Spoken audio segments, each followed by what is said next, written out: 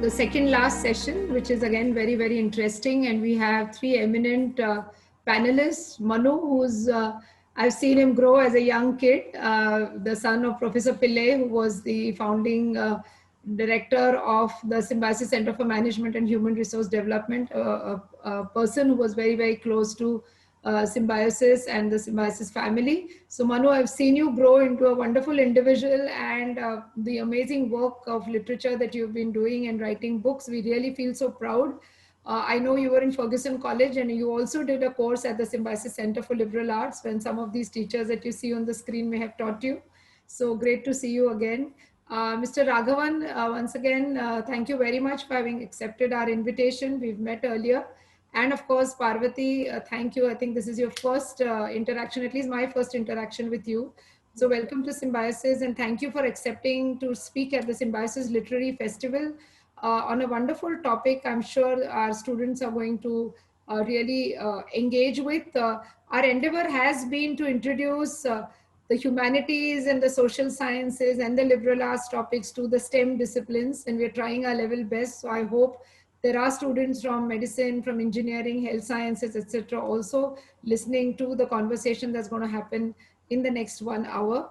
As a part of our Symbiosis Golden Jubilee celebrations, this is a virtual literary festival, and we hope that all of you stay connected with us. This is just a beginning of your association with Symbiosis. Thank you. I'd like to invite Dr. Radhika Seshan to conduct this panel discussion. Radhika, if you're here, if you could just put your video on. For the sake of the audience, I've listened in and sat in on some of Radhika's classes. She's an amazing storyteller, a scholar, a historian, head of the department of history at SPPU formerly, and now very happy as a faculty member at the Symbiosis School for Liberal Arts. Radhika, over to you. Thank you, Anita. Thank you, Dr. Vidya. And thank you for making me part of this panel. I'm very happy to meet, as Manu Pillai said, three people who are, in their own ways, have made so much of a difference to a subject that's very dear to my heart, which is history. Manu Pillai has brought into focus little known aspects of India's history, from the occupants of the ivory throne, which I think was your first, going on to the rebel sultans, going on to mostly the latest one, which has the very catchy title of the courtesan, the Mahatma, and the Italian Brahmin. P.C.A. Raghavan, I've not read all of your books, I've read only two of them. One is your fascinating biography of Behram Khan and Abdur Rahim, attendant lords, and the biography, a totally different biography, which is the history men, G.S. Sardesai, Jagannath Sarkar, and Raghuveer Singh. We as historians tend to swear by these three all the time. Parvati, your work is such a range, from the story of Babur for children to that wonderful biography of Jahangir. You have a whole range of things. And on a totally different note, that little piece that you wrote in the Mirror on the drunkard and the disease was also a fascinating one. Thank you so much, and thank you. Let's go straight into the session right away. And let me start with a question which is now to all the three panelists. Why, two questions actually, interlinked. Why should history be made popular? And the second, linked to this, why is history always popular? Two questions. Totally unrelated in some ways, but totally connected. Could we start with Dr. Raghavan first? Well, thank you. Thank you very much for inviting me, and I'm delighted to be here this afternoon. I've had some connection with Symbiosis in the past, so congratulations on hosting this wonderful festival virtually. On your questions, why should we be reading history, or why is history important? I think the answer is quite obvious, because people are interested in the past. You may be interested in different facets of your past, beginning from your own family or your own clan or your own caste or your own community, but also your region, your village, the town you come from, the state you come from, the country you belong to. I think the past, in so many ways, is really the key to understanding the present and also being able, therefore, to navigate the future better. To my mind, that is why history is so very interesting today. Why do we study it? I think that was your second question. Yes. Why should we study it? Why should we be studying it? Well, really, I think to understand ourselves better. History, at the core of it, the point really is that history is not so much about the past, but really a key to understanding the present, which is why everyone has to keep rewriting history. And there's never going to be a finality about any particular aspect of history, whether it is biography, whether it's history of an event, whether it's history of a party. It will constantly be rewritten, because we are talking not so much about the past, but really about the questions we are asking from the past. And the questions are informed by where we are today and where we stand today. Manu Pillai, could we get your reactions to my question and to what Dr. Raghavan has said? Well, there's nothing to disagree with Dr. Raghavan on this, because my line of thinking is very much aligned with his. Everything that we do in the present is linked to the way the past took shape, or at least how we understand, the way in which it took shape. For instance, we're having this session in the English language. I think a lot of it, why is it not in Persian, which till the 1830s was the language of diplomacy and trans-regional communication in India. Malayali queens in Kerala, somebody in the north in Kashmir, their letters were written in Persian.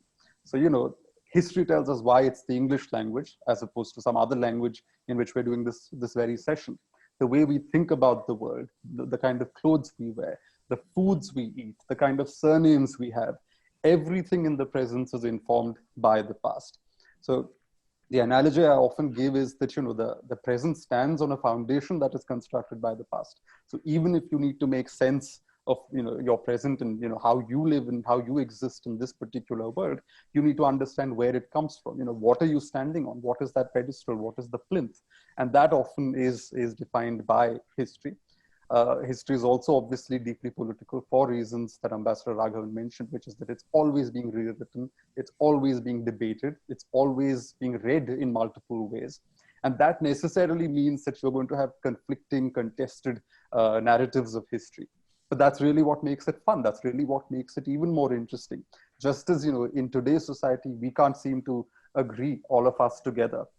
So too, in terms of how we understand the past, there's very little agreement, and it's actually pretty healthy the way that happens. It often reflects a great deal about our insecurities, about our strengths, about our way of thinking, our morality, rather than what may have actually happened in the past. It's a fascinating example is we're sitting, your Symbiosis is based in Maharashtra, your headquarters is in Maharashtra. The big Shivaji movement after the great Chhatrapati was set off by Tilak most famously, B.G. Tilak.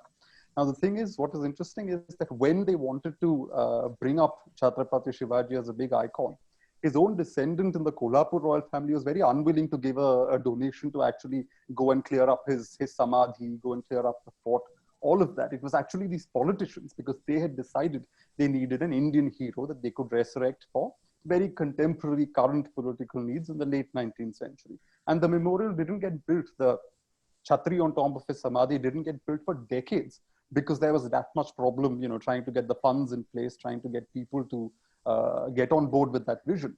But today, that historical battle, as it were, of trying to resurrect a historical figure, has very real political repercussions today. Today, Chhatrapati Shivaji is one of the biggest icons, not just in Maharashtra, but in India.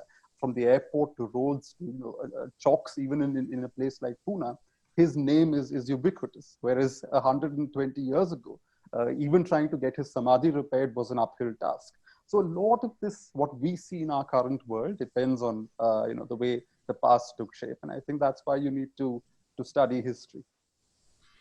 Parvati, your feedback, please.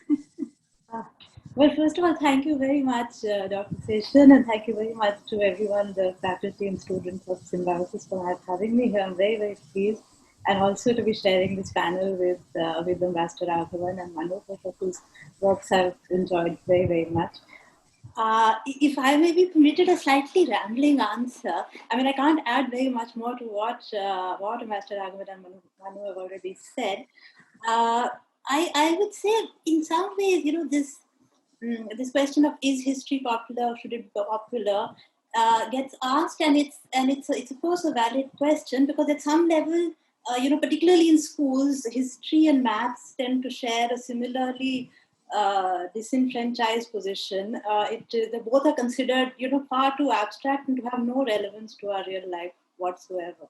Whereas in fact, not they both do. I mean, we live history in our everyday, and so just to give sort of an analogy is, we have this little story that we tell in our family about my maternal great grandfather, who was a Sikh shopkeeper in Lahore, and he ascribed more than many to this the tenet of shopkeepers: the customer is always right. And one day somebody came into his shop, returned a flask, said it was broken, and without demur, without argument, he took the flask back and exchanged it. Now, some months, years later, the riots broke out. The partition riots broke out in Lahore, and my great grandfather Sardarji, as we call him, was out on the roads, and he was caught in a riot. And suddenly this voice rang out, and it was that same man who had come to return the flask, who it turned out was a Muslim policeman, inspector, and he saved him from this riot and saved his life. And I tell this story only because it's a story that we tell ourselves in our family. Every so often we tell this little story, and it's become our history. And as history, I think it serves a function, not just as a story, but subconsciously to create who we are, what we think we might be. A certain sort of idea of honesty, or a certain idea that a single man can defeat a mob, or a certain idea of goodness. And I think that is also how nations tell themselves their history. So post-independence India has a certain nationalist history that gets told over and over and over again, and it rests, the bedrock of it is these three great men, Ashoka, Akbar, and the Mahatma, and joined by this idea of a sort of a secular syncretic idea of India that has seemingly continued straight from the Mauryas into the 20th century, and that is the sort of a bedrock on which India was shaped. And now, of course, that is in this new India being increasingly challenged and overturned. And now, instead of looking for hope or the idea of syncretism in our past, we look for division, or we look for things to attack, and we look to take, instead of building on hope, we look to take vengeance on the past in the present, which is a way really of kissing our future goodbye. But I think that makes it even more urgent to read history, because it is only in reading history that we find that it is not. I mean, of course, you build yourself on it, and you build your civilizations and your life on it. But also, it's in greater investigation and greater accessibility to history that you can also build a certain sense of skepticism and of history being really about people who were flawed, neither wholly great nor wholly bad, but very much people as humans. Exactly. Taking on from where you, something that you mentioned, this entire idea of history as nationalist. Now, in the current scenario, nationalist is, again, as you said, seen as something which is necessarily exclusive. So nationalism and history then becomes a discourse to create exclusions. And going back to what Manu Pillai and Dr. Raghavan was saying of history as identity. So there is a very clear-cut kind of a compartmentalization of identity. How, in such a scenario, do you think history can be made more all-embracing as it used to be once upon a time, and more popular also, because history is always dismissed. Mare hue logon ki mari hui kahaniyan is what I have heard over and over again. So how would you make history more inclusive, more popular? I don't know whether we can, make history more inclusive. I think it's too ambitious a target for any writer or any historian to attempt, because by its very nature, history writing has always been a very, very divisive phenomena and process. And certainly, history cannot be written by a committee. It will always be an individual view who is a person who is selecting certain facts and weaving those facts into a narrative. I think what we should aspire towards is let people select the facts they want and let them weave the narrative that they want. And if you disagree with that, you're free to select other facts and weave your own narrative. The only important thing is that you select facts and not manufacture them. So I would say I don't think history writing can be an inclusive process. It's very divisive. But can it be made more popular? Yes, I think that is a worthwhile endeavor. And certainly my effort, I'm most delighted when I meet someone who says, the only history book I've read is yours. I think the idea of reaching out to someone who otherwise is not interested in history and reads something which you have written, I think, yes, that is an endeavor which we should certainly partake in as much as possible. And, perhaps we can come to it, but there are good reasons as to why that kind of popular history is so very important today. And in fact, it is growing in importance as compared to the time I was in university. If you compare, or when we were in university, Dr. Seshan, if you look at the situation now, history has become so much more accessible to anyone who is interested. Manu, I want to connect what Dr. Ambassador Raghavan said with what Parvati said, which is that, it can never be a committee formula. You can never put together people saying these are the right people entitled to write history. One thing that can make a change is putting more stories out there, bringing more light into the room. There was a time, I think, when, history was the preserve of a seminar circuit, and, it was written for academics by academics. In the West, what you find is that academics have often bridged the gap themselves. Mary Beard is a great example of somebody who writes both academic books as well as for a larger audience. And I think that really helps draw more people into history. The other thing to realize is that historians are not infallible. They are also creatures of their context. They're also people who occupy a certain space and time. And you see that very well in Ambassador Raghavan's newest book, History Men. You see the little, sometimes there's this petty politics that happens, right? You've got Jadunath Sarkar and his band of historians on one side, and then Ambassador Raghavan also talks about the Pune historians who really resent Sardesai sort of getting this huge profile on a national stage thanks to his friendship with Jadunath Sarkar. And they sort of come up with their own school or their own attitude towards history. And it's interesting, right? Even historians have their own politics. Even historians have their own weaknesses and flaws. And that is how it is. Just as your historical figures need to be humanized, I think the process of history is also a very human process. You're only as accurate as your evidence allows you to be.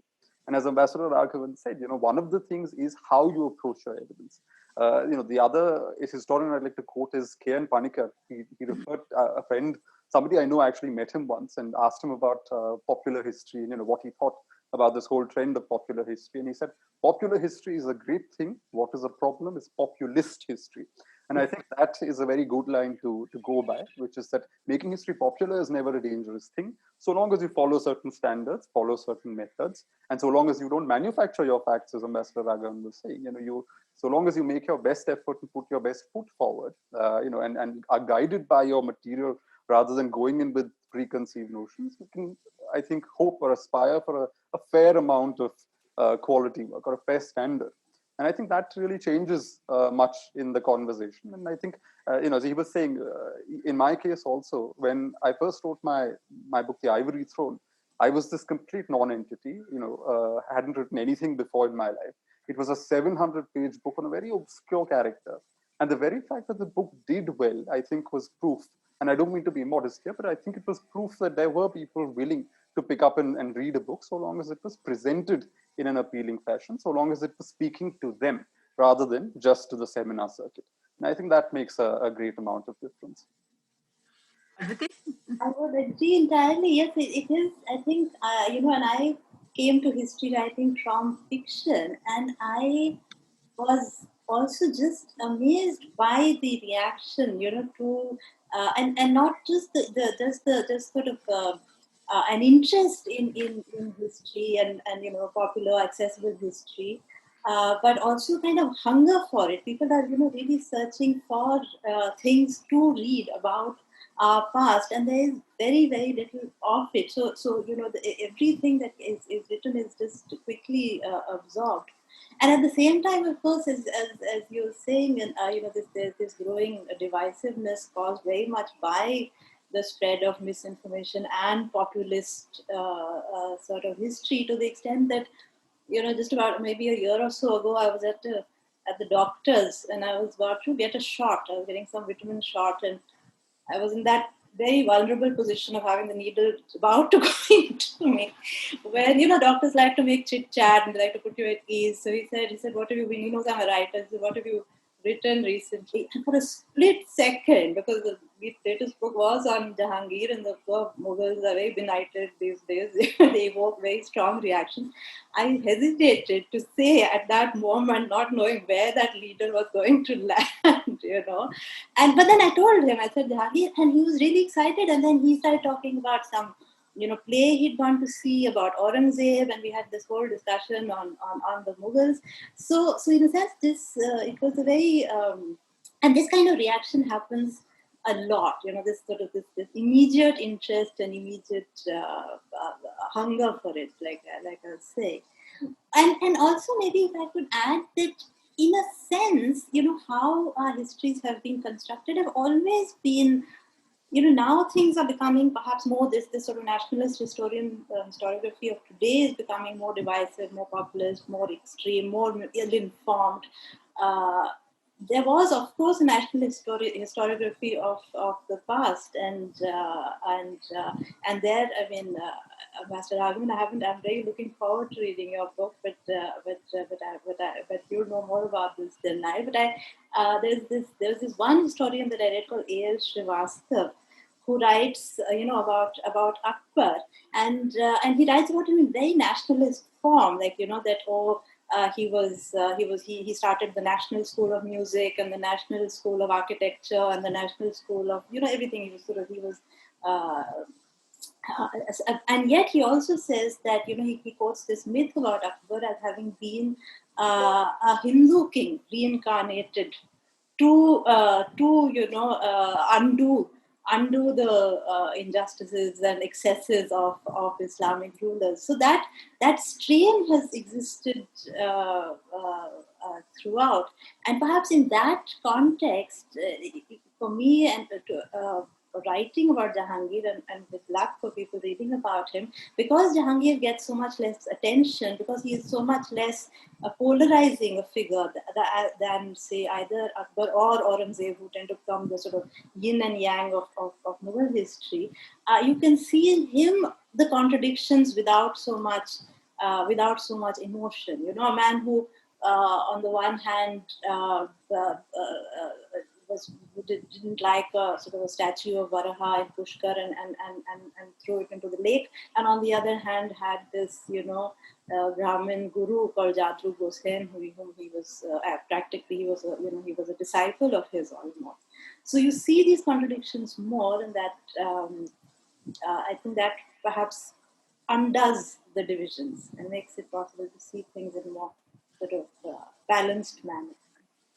One of my favorite stories is one that I came across in the course of my own research, which said that the Portuguese had rescued people from a ship that was foundering off the coast of Aden. And they took all the people on board, and among those was a Brahmin. So the captain of the ship told the Brahmin, but look, we've got only mutton and beef on board. What will you do? So the Brahmin thought about it for a bit and said, okay, I need to stay alive to go back home and do my prayashchit, so I will eat. Stories like that become so much something that brings history alive and makes it much more human. And at any rate, for me, one of the problems that I have seen is that history, like you said, Manu Pillai, is that history has been made impersonal and has tended to focus on a very few people rather than going into people themselves.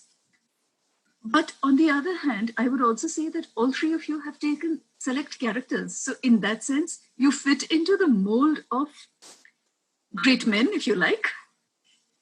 Except I think Ivory Throne, where you've got the great woman as well. But by and large, you fit into this mold of the great men of history.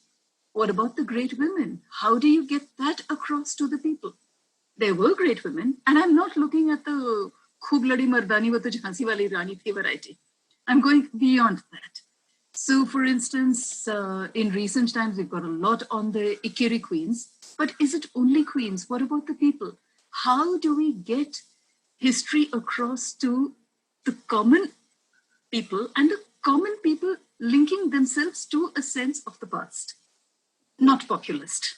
How would we do that? How would you look at getting that across? And linked to this, a question which is actually much more to Dr. Raghavan and to Dr. Pillai, which is, Parvati has written for children. Would you be able to, and I know that that is a very difficult task, would you want to or be able to, or do you think you see yourselves writing for children in the future? Parvati has done both, children as well as this immense biography that you've come across. So how would you look at that?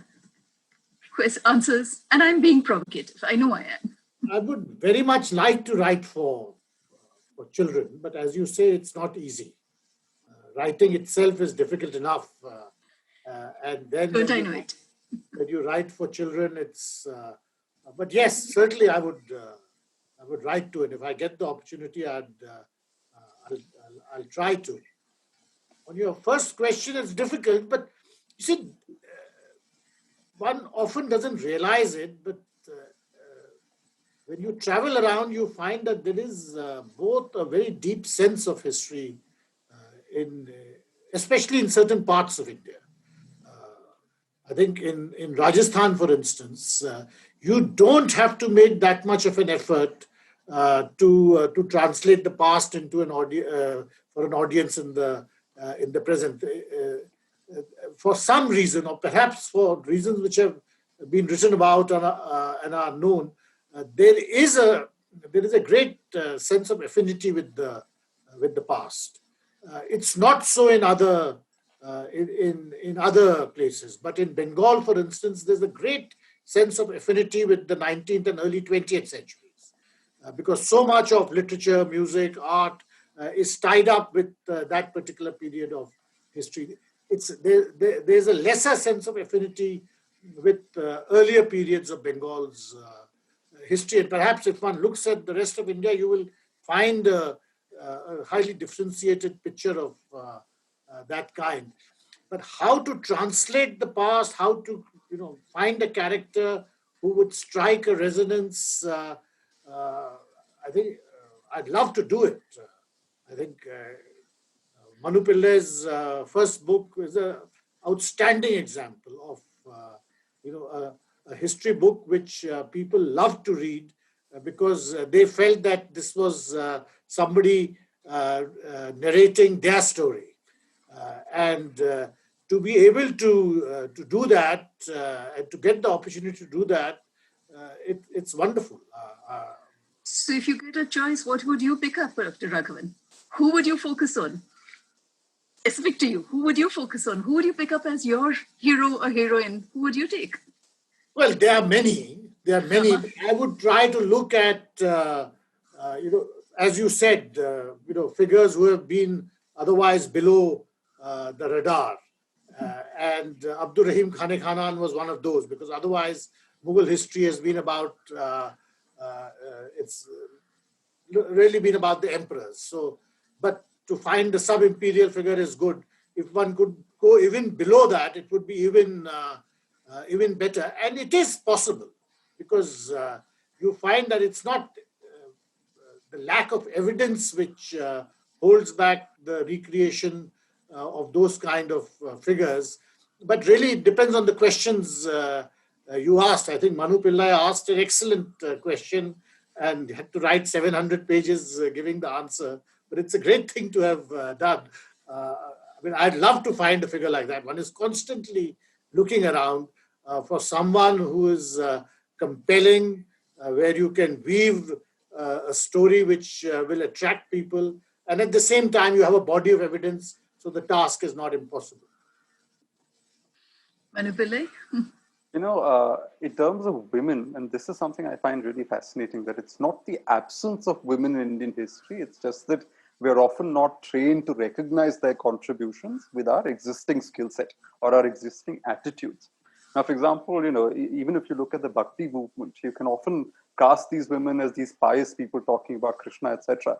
But if you look at a Mirabai, the fact that she walks out of her Rajput household, the fact that she says, I will not be a sati, the fact that she says, I will not lead a secluded life, it tells you a lot about gender. It tells you a lot about her attitude towards patriarchal structures of family that existed at that time. Again, in the Bhakti movement, you've got on one end of the spectrum, you've got a Bahina Bai, who is a Brahmin saint, and she, in many ways, has this resentful husband who's extremely insecure about her popularity, about her space that she's carved out. And then she sort of reconciles to it. She makes her peace with her situation. But you also have a Janabai who comes from the other end of the social, hierarchy, where she's a maid. She's a kitchen maid in the house of a male Bhakti saint. And she's very conscious that she does not have his freedom by reason of the accident of birth or the accident of sex. She can't wander around. She can't meet the intellectuals she wants to meet. So her poetry is all about kitchen poetry. It's about God coming and helping her grind and God removing the lice from her hair and things like that. Very domestic, but that's sending a powerful message as well. So again, we shouldn't fall into the trap of reducing her merely into another pious lady talking bhakti. She's also trying to tell you something about her world. We just need to attune ourselves to getting that gaze right. Again, when you're talking about royalty, one of the reasons royalty and the so-called great men and women are easier to tackle is where you're looking for women, the material tends to be more copious when you're dealing with royalty. But they also challenge a lot of the stereotypes we have. We can also view them in different ways. The Maratha queen Tarabai, fascinating story where she holds power for a certain period. Then she's sort of pushed out of the limelight for a good 20, 30 years. At the end of that period, when she gets another shot at power, she seizes it. And she tries to sort of grab the opportunity and claw her way back into power. Again, eventually fails. And then, the Peshwas are rising, the royal family is losing power. And she's a person who really sort of establishes and holds her own in a very complicated context. Baizabai, we talk a lot about Jhansi Ki Rani Lakshmibai, again in a very monochromatic way. We forget that she was also a very intelligent woman, capable of arguing her case like the best of lawyers, not just a woman who got on a horse with a sword and went out to fight, which is the caricature version that we create, as though she was only that. Whereas in reality, she also had a brain. She was also very shrewd, very smart, very good at negotiations. It was when the negotiations broke down that she went out. Baizabai, she was this big Gwalior Rani, one of the Scindia queens. She's also a big banker. She actually gave loans to the English East India Company. A lot of their activities were financed by this Indian Maratha queen. She then, calls back, asks for a return on her loans on a very high interest, which is exactly what the British were doing with the Nizam of Hyderabad. They were fleecing him in the south. Here she was trying to fleece them instead. So she was sort of turning the tables, perhaps not in a conscious way, but she was doing that. And then even when she's finally pushed out into exile, for decades, she moves around with 7,000 armed retainers and servants, and completely rejecting British advice on where she should live, who she should meet. And the correspondence is fascinating. The Governor General writes on saying, won't it be nice if you got rid of people who arouse a suspicion in your party? And she says, oh, I'm just an old woman. What do I have to do with these earthly things? I'm just interested in my prayers. And she says this with 7,000 soldiers standing outside her camp. So it tells you a lot about how power was negotiated. And women in royal spaces often show that even though the structure may not have favored them. Structurally, it was unequal. They were still able to challenge it. Again, go back. Sorry for the long-winded answer. But again, go back to the ordinary woman. One of my favorite stories is, and we are in, we've just spoken a lot in recent years about Me Too and the whole issue of gender and so on. One of my favorite Kerala stories is the story of that Nambudiri Brahmin woman in 1905, who was, she was found committing adultery, and they decide to have a trial. And she's supposed to lead this very cocooned life, not see any men outside of the family. And she produces a list of 66 men that she's had dealings with evidence of where they have warts on their body or scars on their body and things like that. And they are all excommunicated with her. And there's this, famous line in the Malayalam Manorama, which was the first such scandal to be covered in the press, where they say she replied like a barrister, which is she was unafraid. Read the memoirs of somebody like Devaki Nilengod, again a Brahmin woman in a very orthodox family. And she talks about how women, when they had their periods, they had to go and sit in a separate room. They had to segregate themselves because they were not Shuddha in that period. What is interesting is that they were not allowed to read newspapers or novels or books, because even that was considered too dangerous for women. What did they do? That period when they were excluded, when they were asked to sit in that other segregated room, is when they read all this contraband material. They read newspapers, they read pamphlets, they read about politics, because no men would come there. So in a patriarchal household, in a room that represents the worst of patriarchal tradition, they were managing to flout patriarchy by actually gaining access to information. And yet what is fascinating is, as Brahmin women, they were very conscious that Saraswati, Vidya, so you can't touch a book when you're impure, because they thought they were impure. So they would actually have maid servants come in and turn the pages for them. It's a fascinating, even to visualize it is just remarkable. So wherever you look, it's just that we aren't looking necessarily for all the stories. And in India, there's such a vacuum in so many places. And, I suppose all three of us have tried and to fill that vacuum in our different ways. Parvati? I don't know what I can add. I mean, it's the thing is, it's true that there are many fascinating women in history that you encounter. Sometimes just in passing. Manu, you didn't mention Chand Bibi, who you also write about in Deccan Sultan. She's one of the most fascinating women, and many of them, of course, are very tragic, because ambition doesn't usually end well for women in history. When you talk of ordinary women, I was just trying to think, in the past, if reading, if there are any sort of glimpses, as it is, ordinary men are very few and far between. Ordinary women, I get these little images. There's this one image of somebody describing women wearing necklaces of clove, in the Indian countryside. Or you have this one incident in the Jahangir Nama of this man who comes and he's madly in love with a woman who's either divorced or widowed, and he says, if she doesn't marry me, I'm going to throw myself off the roof and kill myself. And Jahangir says, you jump off this tower now, and I'll order her to marry you. And he does, and poor man, and then he dies, and Jahangir is very, very upset by this. And then there's this other fascinating description of this woman insisting on committing sati. And, this sort of parade that accompanies her to the governor's house, where the governor sort of tries to dissuade her, but she's not dissuaded. But these are just sort of little glimpses you get, and how much you can make of that is it's difficult to make a whole sort of story out of it. Considering, someone like, say, Noor Jahan, who is so much, who was really, I suppose, at her time, perhaps one can say the most powerful woman in the world at that time. And there is so little even about her. You have to sort of find bits and pieces to piece together to create a story. So, but for these glimpses that you get, and I've been reading a little bit more on the Mughals now. I'm going a little back in time to Akbar, and there are some really amazing these Central Asian women who are sort of trying to assert control over their kingdoms, and one of them is his stepmother. Humayun's the youngest wife, Madhu Chakbe. Just extraordinary and tragic life in which she's left in Kabul with an infant son, and she takes it over. She throws out one governor after another. She hires 3 advisors. 2 of them she kills. 1 of them she marries. And then a 4th one comes along. She marries him to her daughter. And then he ends up in a bid for power, stabbing Machucha Begum to death. But in between, she's fought a war with Akbar's general and defeated him, and sort of preserved the throne for her son. So these stories really jump out of the pages, and I'd love to write. There are other stories also. There is, for instance, the Golconda Queen Bibiji Khanum. Nobody even knows her name, and she's done so much. And she epitomized in many ways the power behind the throne in a lot of ways. But there are other dimensions. Do you think, and here I'm going to be again provocative, do you think we've had too much of an obsession with the post-16th century world? What about the world before that? I grant you that sources are often an issue. But we tend to start either with that, or we go, as you said, Ashoka and Samudragupta. What about all the others in between? What about, for instance, Gautamiputra Satakarni? Or the Satvahan rule as a whole?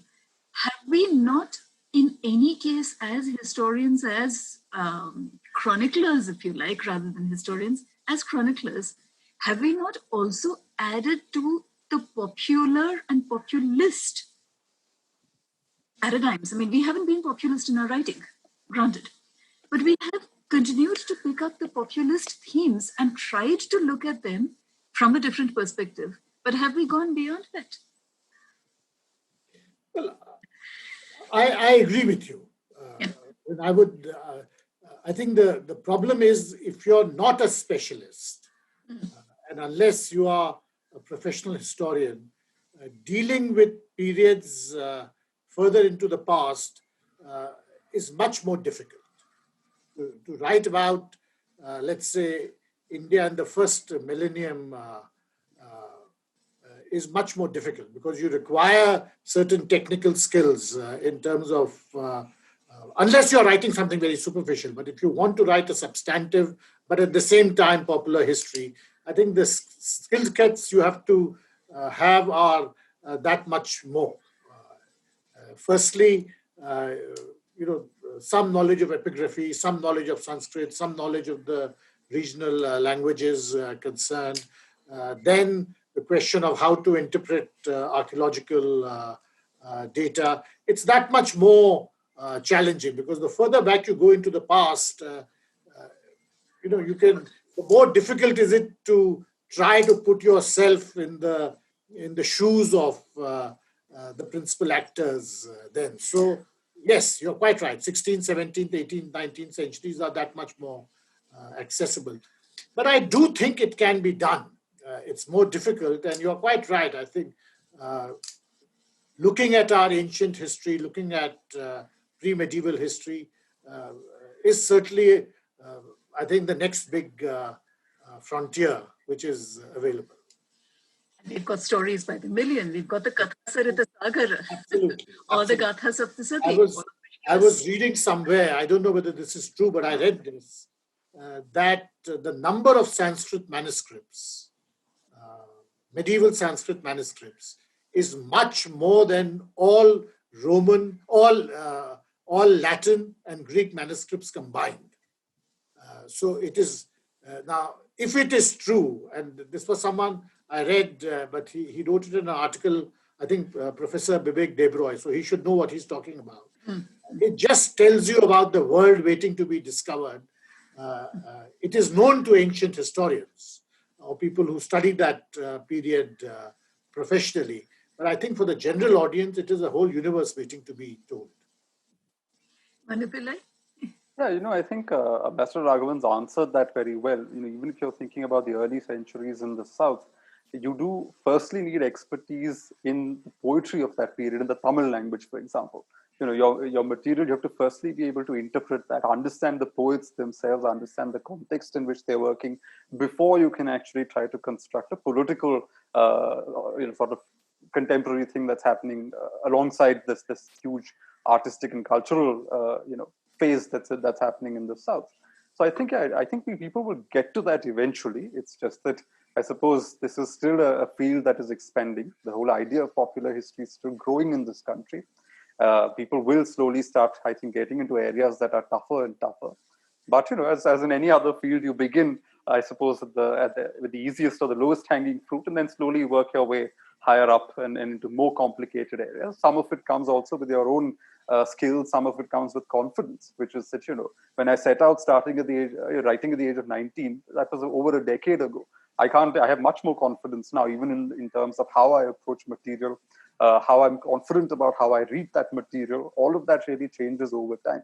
So I suppose in the coming years we'll see more bridging of periods and going back to tougher periods to try and make sense of things. And the field is also evolving, right? So in a lot of discussions on early India, Harappa, etc., genetics is now playing a big role, except that these studies are still changing. Every year you've got something new that comes out, and that actually sort of, if not completely, marginally revises conclusions reached last year. So there's a constant process of updating that's happening with new technology, new material that's coming from a completely different field.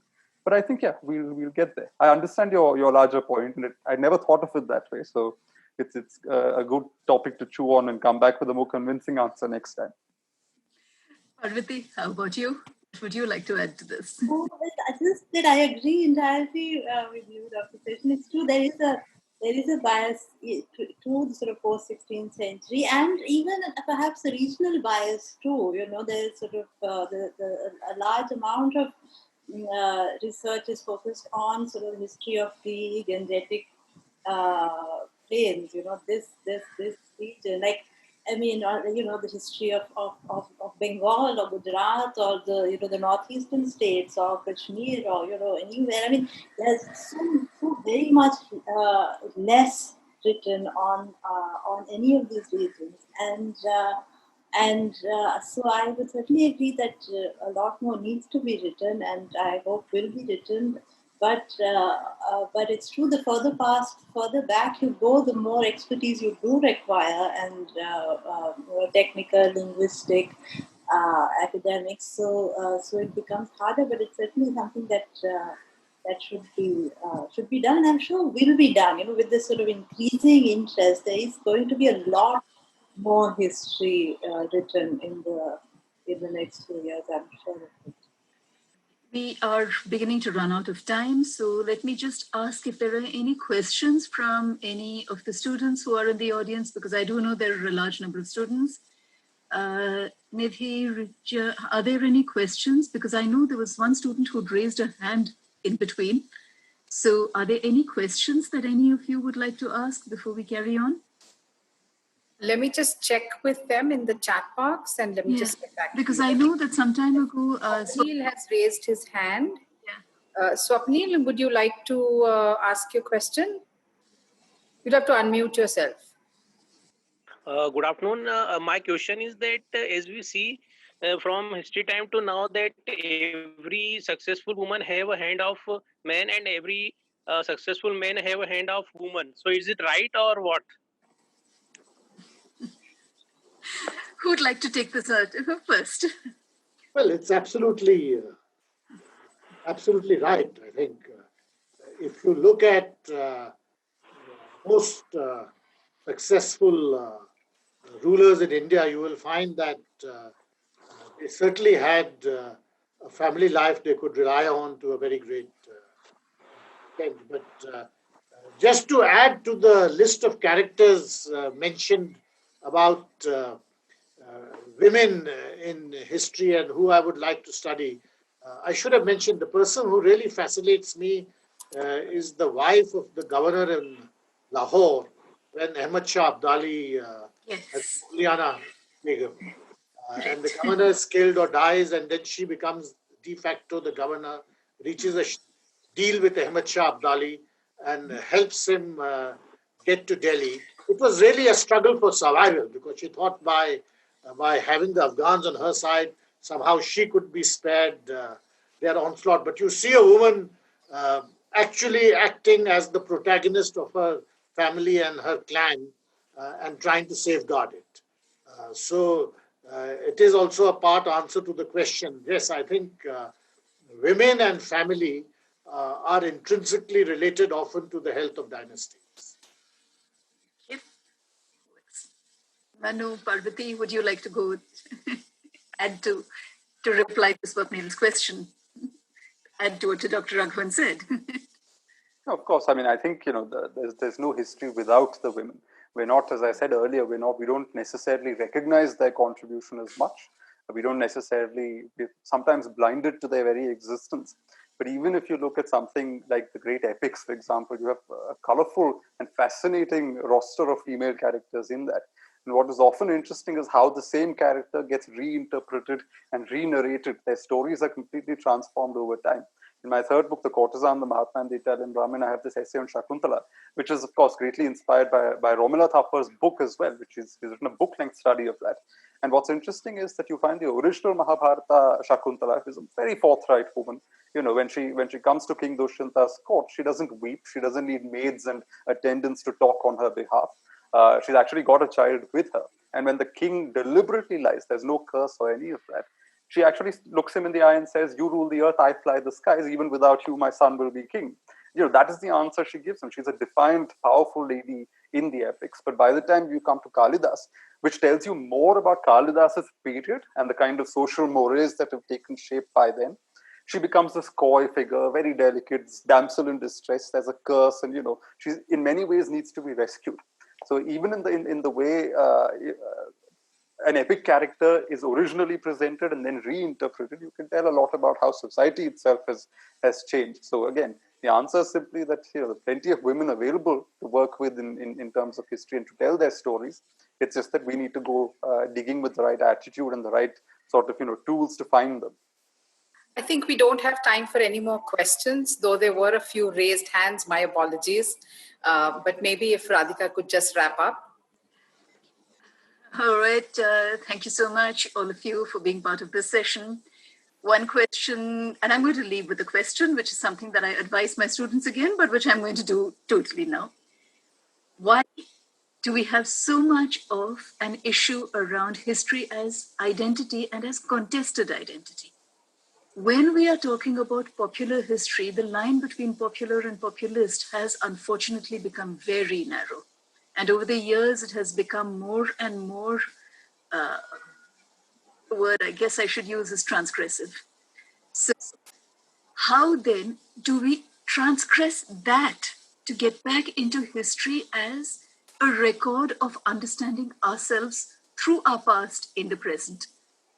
So we need to think about our own histories, our own writings, and our own abilities to look at the ways in which we have conceived of ourselves, continue to conceive of ourselves, and EHCAR, this continuous dialogue between the past and the present, to keep the dialogue going. Thank you, all three of you, for being with us today. And I think we have to move into the next session fairly soon. So if any of you would like to say one last thing, we have time, a minute more to say one. Well, thank you very much for inviting me. Thank you. Delighted to have been part of this panel. Likewise, and thank you, Dr. Session. It was good to meet you at last. I've quoted you in one of my books, so yes, I know. good to put a face to the name. Thank you. My pleasure. Thank you very much. It was lovely to be here and to chat with all of you. Thank you very much. Thank you all so much.